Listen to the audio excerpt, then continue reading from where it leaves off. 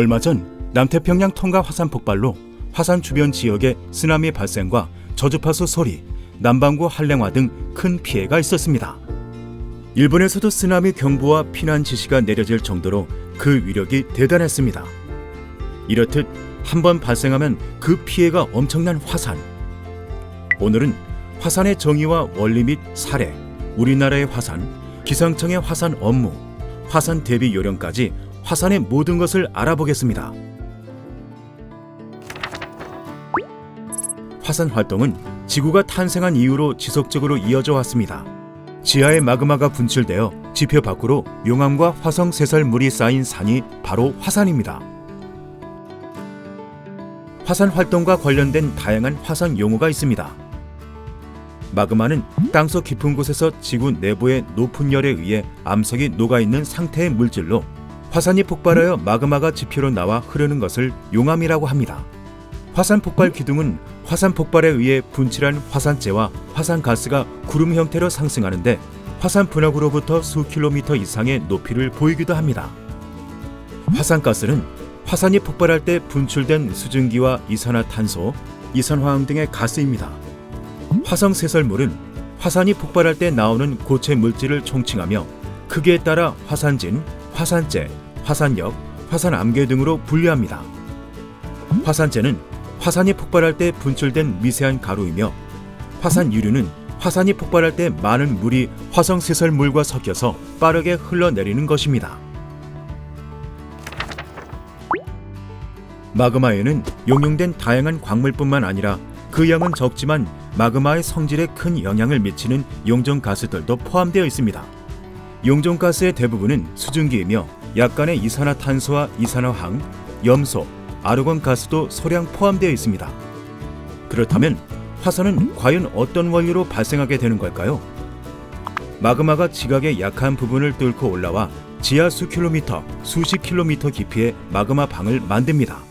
마그마가 식으면서 마그마 방의 압력이 높아져 그 위에 지표를 뚫고 올라와 만들어지는 것이 바로 화산입니다. 마그마는 섭입대, 중앙해령, 열점, 대륙 열곡대 등에서 생성되는데 상부 멘틀이나 지각 하부를 구성하는 암석이 지구 내부의 높은 온도와 압력 하에서 녹아 생성됩니다. 화산의 형태는 순상화산, 성층화산, 종상화산으로 구분됩니다. 순상화산은 유동성이 큰 용암이 조용히 분출하여 흘러내려 완만한 경사를 가진 화산입니다. 제주도의 한라산은 오랜 기간에 걸쳐 수십 회의 분화에 의해 용암류가 흘러내려 극히 완만한 경사를 이룬 대표적인 순상 화산입니다. 성층 화산은 용암과 화성 쇠설물이 번갈아 분출되어 쌓이면서 점차 큰 화산체를 이루는 화산입니다. 대표적인 성층 화산으로는 일본의 후지산이 있습니다. 종상 화산은 점성이 큰 용암이 멀리 흘러내리지 못하고 종 모양으로 만들어진 화산입니다. 대표적인 종상 화산으로는 제주도에 삼방산이 있고 울릉도는 섬 전체가 종상 화산입니다. 화산이 폭발하면 다양한 피해를 일으킵니다. 분화구에서 용암이 흐르면 주변 동식물이 고사하고 집과 산이 불타는 등 화재가 발생할 수 있습니다. 또한 화산재와 화산가스가 하늘 높이 올라가 상공을 덮어 대기오염을 초래합니다. 화산재가 태양을 가려서 지구로 전달되는 태양열을 차단하면 이상 저온 현상이 발생하고 이로 인한 농작물의 고사 등 2차적인 피해가 발생할 수 있습니다.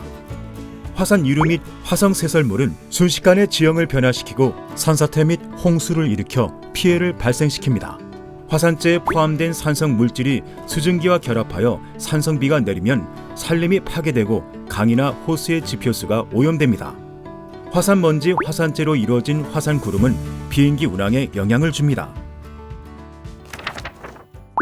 전 세계적으로 10,000년 이내에 분화한 것으로 추정되는 1,500여 개의 활화산이 있으며 그중 500여 개가 역사적으로 기록되어 있습니다. 지구상에 분포하는 활화산의 70에서 80%는 환태평양 화산대에 속해 있고 그 외에도 지중해, 동아프리카, 인도네시아, 대서양 등의 화산대가 분포하고 있습니다. 화산 분출물의 양을 통해 화산 폭발 크기를 가늠하는 화산 폭발 지수는 폭발성, 화산재의 부피와 높이에 따라 0부터 8까지 9단계로 나누고 폭발 지수가 한 단계 올라갈 때마다 분출물의 양은 약 10배 증가합니다.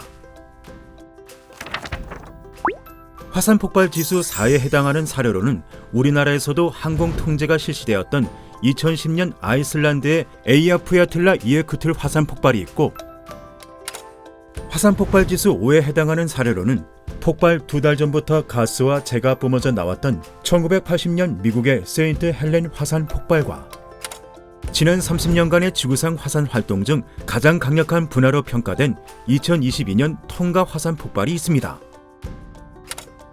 20세기에 일어난 두 번째로 큰 분화였던 1991년 필리핀 피나투보 화산 폭발은 지수 6에 해당하며, 지금의 백두산 천지를 만든 946년경 백두산 폭발은 지수 7에 해당됩니다. 가장 강력한 화산 폭발 지수 8을 기록한 것은 7만 4천 년 전 인도네시아 토바 화산 폭발로 전 세계의 온도가 3에서 5도 하강할 정도였습니다. 우리나라를 대표하는 화산으로 산 정상에 함몰로 생긴 칼데라인 천지가 있는 백두산, 화구어인 백록담이 있는 한라산, 이중화산 형태를 갖춘 울릉도가 있습니다. 백두산은 과거 고려시대인 946년경에 화산 폭발 지수 7에 해당되는 대규모 분화가 있었던 것으로 추정되고 있습니다. 폼페이를 멸망시킨 이탈리아의 베수비오 화산의 100배, 아이슬란드 화산보다는 1000배 이상의 강한 폭발을 기록했습니다. 조선왕조 실록에도 백두산 화산 분화와 관련된 기록을 찾아볼 수 있습니다. 과거 여러 차례 폭발한 사례가 있는 백두산은 최근까지도 화산 활동이 진행되고 있는 활화산으로 평가되고 있습니다. 2002년에서 2006년까지 활발한 화산 활동이 관측되었던 백두산. 기상청에서는 백두산 화산 활동으로 인한 재해에 대비하기 위해 지속적으로 모니터링하고 있습니다. 2021년 하반기 백두산 모니터링 결과 백두산 화산 활동 상태는 안정적인 것으로 판단됩니다. 만약 백두산이 분화하게 된다면 우리나라는 화산 이류, 화쇄류 등에 의한 직접적인 피해는 받지 않겠지만 농업, 기계, 조선 등 기관 산업에 막대한 피해를 초래하고 환경을 파괴하며 호흡기 및 눈 질환 등의 보건상의 문제가 발생할 수 있습니다. 특히 우리나라는 백두산 화산 분화 시 북풍이 불 경우 화산재에 의한 큰 피해가 예상됩니다. 이처럼 많은 피해를 줄 수 있는 화산 활동은 어떻게 관측되고 있을까요? 화산 활동을 알아보는 방법에는 과거의 분화 기록 문건을 조사하는 방법이 있고, 화산 활동을 관측하는 방법은 직접 육안으로 관찰하거나 관측 장비를 사용하는 방법 등이 있습니다. 지진계를 통한 지진 활동 관측은 중요한 화산 활동 관측 방법으로 화산 분화를 알리는 기초 정보를 제공합니다. 또한 화산에서 나오는 이산화탄소와 이산화황 등의 화산 가스를 측정하여 수치가 높아지면 화산 활동이 시작되는 것을 알 수 있습니다. 이외에도 레이더와 GPS를 이용한 지표 변이 감시, 지구 물리학적 측정을 통한 감시 등 보다 성공적인 화산 감시를 위한 다양한 방법이 활용되고 있습니다. 기상청은 천리안 등 위성 자료와 국제화산재주의보 센터에서 제공하는 정보를 활용하여 한반도에 영향을 줄 수 있는 백두산, 울릉도 및 일본의 화산을 포함해 전 세계 112개 화산 활동을 감시하고 있습니다. 한반도 주변 화산 분화 시 화산재 확산에 따른 영향을 분석하기 위해 화산재 확산 모델을 운영하고 있으며, 폭발한 화산의 분연준 높이와 풍향, 풍속 등 기상 상황을 고려하여 화산재 확산 경로를 예측합니다.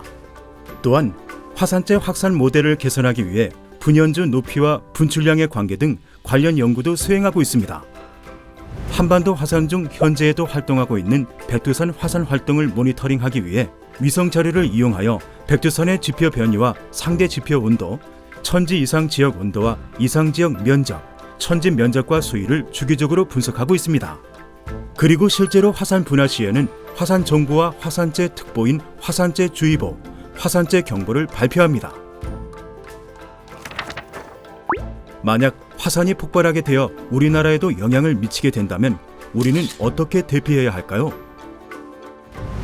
화산재 낙하 전 문이나 창문을 막고 폐 혹은 기관지의 병을 앓고 있는 환자는 실내에 머물러야 합니다. 그리고 가축의 사료와 물이 오염되지 않도록 해야 합니다. 화산재 낙하 시에는 실외에 있을 경우 신속하게 대피소로 이동하거나 실내에서 조용히 상황을 파악하며 TV, 라디오 대피 요령에 따라야 합니다. 화산재가 낙하한 후에는 신속하게 화산재를 청소하여 화산재가 기계에 들어가거나 주위에 날리지 않도록 주의합니다. 낯설고 멀게 느껴지던 화산, 더 깊게 들여다보니 어떠셨나요? 언제 어디서 발생할지 모르는 화산 폭발로 큰 피해를 입을 수 있지만 미리 알고 화산에 대한 지식을 쌓아두면 언제든 대비할 수 있습니다. 기상청의 실시간 관측과 함께 항상 화산 활동에 대비하세요.